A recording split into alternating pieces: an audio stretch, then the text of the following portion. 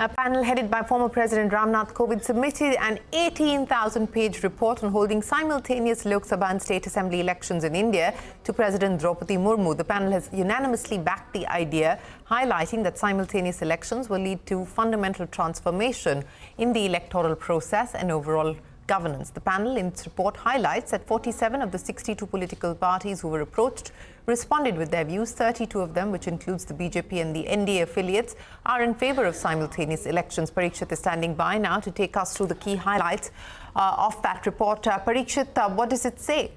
Well, this is indeed an extensive report. The deliberations, which started under Ram Nath Kovind, the former President of India, began in September last year. They lasted for 191 days. They have submitted a report which runs into over 18,000 pages.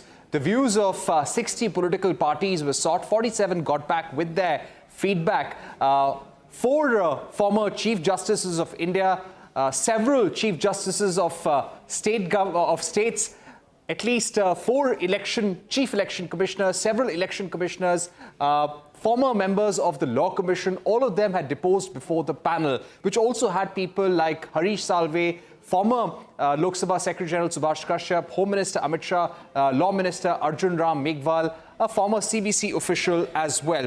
Now, the reason why this committee has unanimously recommended a one nation, one election or simultaneous elections is because they feel this process will optimize the country's resources, lead to less spending, and avoid repeated deployment of model code of conduct, which, according to the committee, leads to policy paralysis in the country, disruption of jobs and disruption of production cycles as well. So in the interest of governance, they have recommended simultaneous elections. So how will this take place? They have said that immediately after the general elections, that is the upcoming election, the President will notify an appointed date during the first sitting of the Lok Sabha. And this appointed date would be the day when the law would come into effect.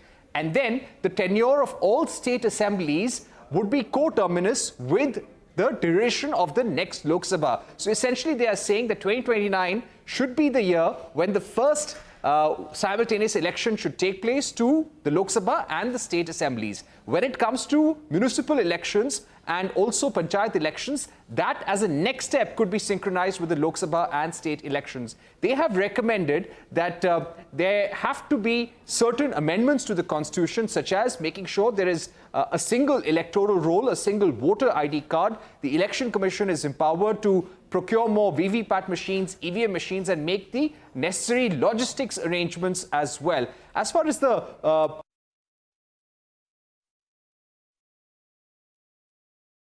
इससे कई फायदे हैं, कई लाभ हैं।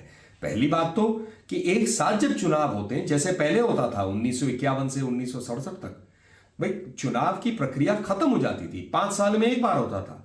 पूरा प्रशासन, राजनीतिक लोग, सारे लोग जो है काम कर सकते हैं, निरंतर काम कर सकते हैं 5 साल के लिए बिना रोक के। जो नीतियां हैं 5 साल तक ना उसमें काम चलते रहता है, कोई उसमें ब्रेक नहीं आता है, पैसे भी बचते हैं। तो ये तो स्वागत योग्य है, इसका राजनीतिकरण नहीं होना चाहिए, इसका स्वागत होना चाहिए।